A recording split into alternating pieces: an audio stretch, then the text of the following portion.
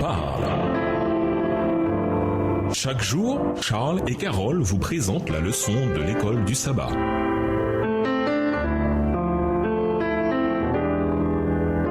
Bienvenue à votre émission. Dieu nous parle. Nous voilà la leçon de jeudi, l'année du jubilé. En venant à la rencontre des Israélites comme un peuple qui n'avait pas de chez soi et qui attendait d'arriver sur la terre promise, Dieu connaissait l'importance que la terre prendrait quand ils établiraient leur nouvelle société en Canaan. Sous la direction de Josué, Dieu supervisa une distribution ordonnée de la terre par tribu et par clan. Mais il savait également qu'au fil du temps, les richesses, les occasions et les ressources qui étaient liées à la propriété foncière auraient tendance à se concentrer entre les mains de quelques-uns. Les difficultés familiales, une santé dégradée, de mauvais choix et autres infortunes pouvaient pousser certains propriétaires terriens à vendre leurs terres pour un gain à court terme ou simplement pour survivre. Mais cela signifiait que la famille pouvait être dépossédée pour les générations suivantes. La solution de Dieu fut de décréter que la terre ne pourrait jamais être vendue entièrement. À la place, on ne vendrait des terres que jusqu'à la prochaine année du jubilé, au moment où la terre reviendrait à sa famille assignée, et tout terrain vendu pouvait être racheté par le vendeur ou un autre membre de la famille du vendeur n'importe quand. À nouveau, Dieu rappelle au peuple leur relation avec lui et la manière dont cela affecte leur relation avec autrui. La terre ne se vendra pas à titre définitif. Le pays m'appartient et vous êtes chez moi des immigrés et des résidents temporaires. Lévitique 25, le verset 23. Lisons Lévitique 25, les versets 8 à 23. Comment serait la société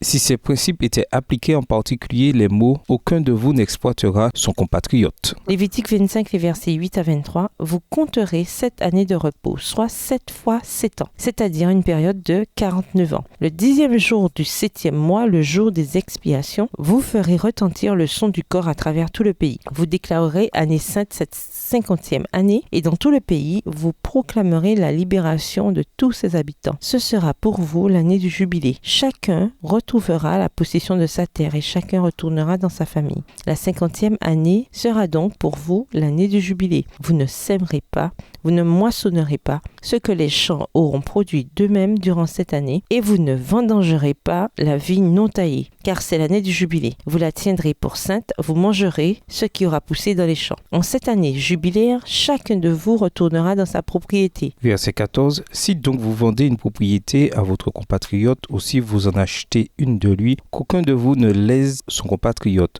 Vous fixerez le prix d'achat ou de vente d'une terre en tenant compte du nombre d'années écoulées depuis le dernier jubilé et donc du nombre d'années de récolte jusqu'au prochain jubilé. Selon qu'il reste plus ou moins d'années, le prix d'achat sera élevé ou faible car en fait, ce qui est vendu, c'est un certain nombre de récoltes. Que nul de vous ne laisse donc son prochain, mais montrez que vous révérez votre Dieu, car je suis l'Éternel votre Dieu. Vous obéirez à mes commandements, vous observerez mes lois et vous les appliquerez. Ainsi, vous demeurerez dans le pays en sécurité et la terre vous donnera ses fruits. Vous mangerez à satiété et vous mènerez une existence paisible. Verset 20. Peut-être direz-vous, que mangerons-nous la 7e année puisque nous n'aurons ni semé ni rentrée de récolte? Sachez que la 6e année, je répandrai ma bénédiction sur vous en vous assurant une récolte suffisante pour 3 ans. Lorsque vous sèmerez la 8e année, vous vivrez encore sur l'ancienne récolte dont vous mangerez même jusqu'à la récolte de la 9e année. Une terre ne devra jamais être vendue à titre définitif car le pays m'appartient et vous êtes chez moi des étrangers et des immigrés. Dans tout le pays que vous aurez en possession, vous garantirez le droit de rachat des terres. Si ton compatriote devient pauvre et doit vendre une partie de son patrimoine foncier, un proche parent qui a le droit de rachat pourra racheter ce que son parent aura vendu. S'il ne se trouve personne qui ait le droit de rachat, mais que cet homme retrouve des ressources suffisantes pour acheter lui-même la terre, il considérera le nombre d'années écoulées depuis la vente et versera le prix des années restantes à l'acquéreur. Ainsi, il rentrera en possession de sa propriété. Or, les lois établies par Dieu en Israël avaient pour but de préserver l'égalité sociale. L'année sabbatique et le jubilé, celui de rétablir et de reconstituer ce qui,